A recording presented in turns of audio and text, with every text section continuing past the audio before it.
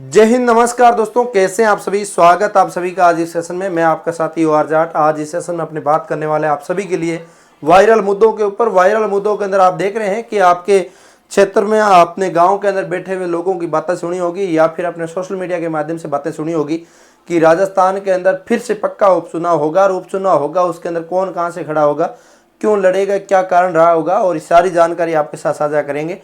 पहले के चुनाव में कौन खड़ा हुआ था, कौन कितने वोट लेके गए हैं, वो भी अपने बात करेंगे साथ ही साथ। और अब की बार आपको बता दूं कि यहाँ पे उपचुनाव होने हैं और इसके पीछे राज यहाँ पे आ रहा है कि अमित शाह तक बात पहुंच चुकी है। अमित शाह कह रहे हैं कि एक विधायक और चला जाएगा तो अपनी कोई सरकार नहीं गिरेगी, तो इसको भेज दो। अपने पार्टी को साफ सुथरा रखना है। पार्टी तो जब चुनाव जीतना होता तब खराब कर लेते हैं बिहार की तरह, और यहाँ तो अपना राजस्थान है, राजस्थान के अंदर तो साफ सुथरी रहने दो। और यहाँ पे नया भजन लाल जी को CM बनाया हुआ है, तो 5 साल इनका भी तो कटना चाहिए। तो भजन लाल जी ने भी पूरा जोश लगा दिया इनको हटाने के लिए, क्योंकि आपको पता है भजन लाल जी बैठता आए थे वहाँ, उस टाइम भी इनको साथ में नहीं रखा था डांगा को। और अब भी अभी तक सारे नेता से ये डांगा मिल चुका है, लेकिन भजन लाल जी से अभी तक नहीं मिला है।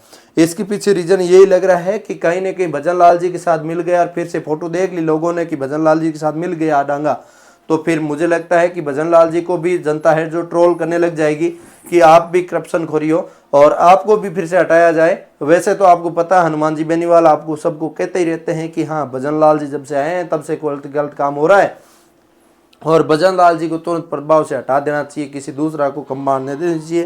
तो अब क्या रहता है देख लो। अब आपके सामने है हनुमान जी बेनीवाल, आप सबको पता है कि उस क्षेत्र से हमेशा जीतते आए हैं, और इस बार उपचुनाव के अंदर पहली बार 2023 के अंदर लड़े थे, उस टाइम तो खुद जीत गए। उसके बाद दूसरी बार खुद MP में जीत गए नागौर के अंदर, तो MP में भाई पद बड़ा है।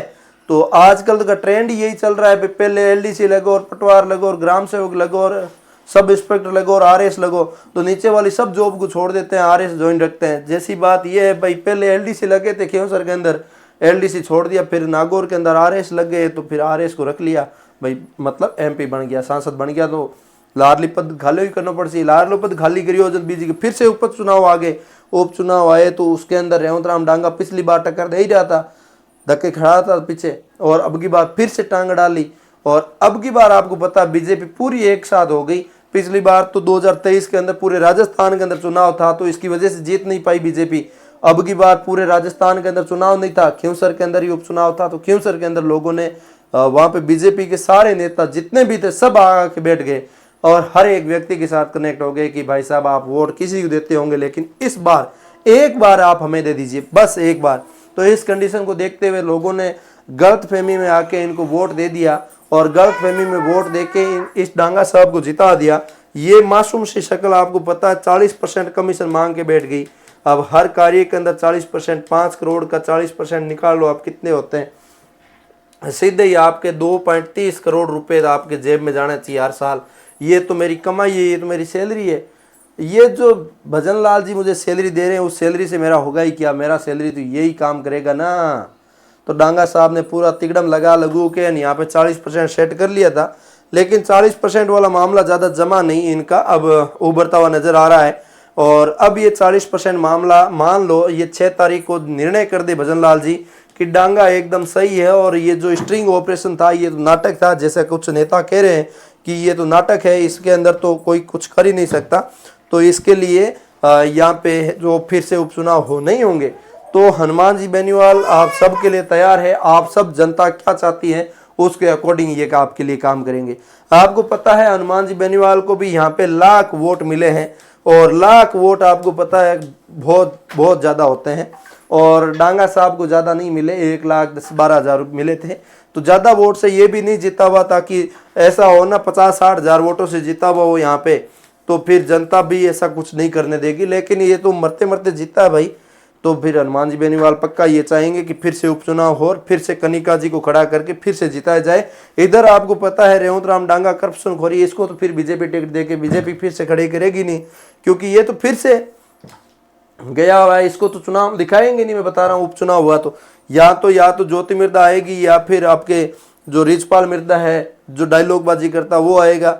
नचनिए ही आते हैं भाई यहाँ पे, तो ज़्यादा कुछ क्या ही होगा, नचनिए ये है आपके लिए।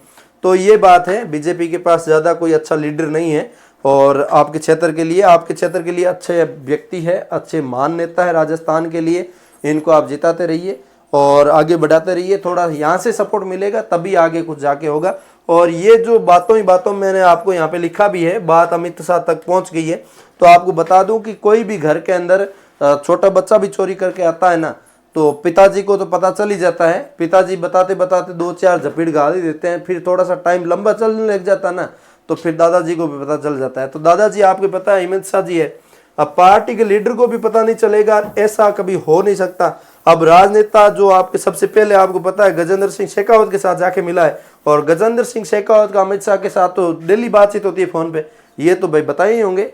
भाई आपके मित्र को कौन चीजें नहीं बताता कि मेरे क्षेत्र में ये हो रहा, भाई बताते ही होंगे। तो यही बात है, ये बड़े लोग होते क्या हुआ भाई। मैं भी जब छोटा था ना तब सोचता था यार बड़े लोग क्या पता कितने ही बड़े हाथी जवर के होंगे मोटे, लेकिन जब थोड़ा सा मोटा हुआ समझदार हुआ तब पता चला कि पद में ही बड़े होते हैं, वाकई में वैसे बड़े नहीं होते कि ऐसे बड़े हो गए, ऐसा कुछ नहीं होता।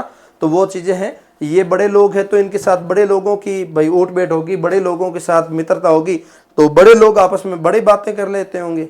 नीचे वालों की भाई कोई भी ऑफिस को मैनेजर है तो वो एम्प्लॉय की बात तो कर ही सीख भाई, वो एम्प्लॉय ढंग काम करे, वो एम्प्लॉय ढंग काम करे, तो वह बात ये है। तो पार्टी है चला रहा है, पार्टी के माध्यम उद्देश्य चला रहा है, तो वो सारी चीज़ें हैं, तो बात तो आपको आपस में सबको करनी पड़ती है। तो वो सारी चीज़ें हैं, और इसके माध्यम से मुझे लगता है कि इनके साथ बात पहुंच गई है, और ज़्यादा ही कुछ गर्म मामला रहा तो ये भी हटाने को ज़्यादा ही टाइम नहीं लगाएंगे, इनकी विदाई रद्द करके और फिर से उपचुनाव करवा देंगे। उपचुनाव करवाने में इनका कहाँ जेब से खर्चा लग रहा है भाई, चुनाव आयोग करेगा, क्यों टेंशन लेना इनको।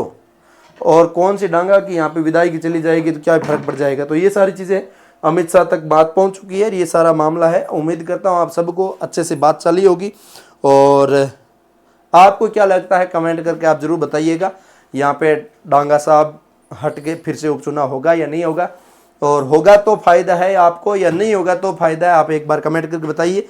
मुझे दोनों साइड ही फायदा है, होगा तो भी फायदा वीडियो बनाऊंगा, नहीं होगा तो भी फायदा वीडियो बनाऊंगा, ठीक है। फॉलोअर्स तेजी से बढ़ने लग रहे हैं, फेसबुक पैसे दे नहीं रहा, मोनेटाइज कर नहीं रहा, ठीक है। तो उम्मीद करता हूँ आप सबको सबसे सटीक सबसे शानदार जानकारी दी है मैंने, आपको अच्छी लगी है तो एक बार कमेंट करके जरूर बता दीजिए। मैं मिलूंगा किसी नए सेशन के साथ, तब तक के लिए जय हिंद जय भारत।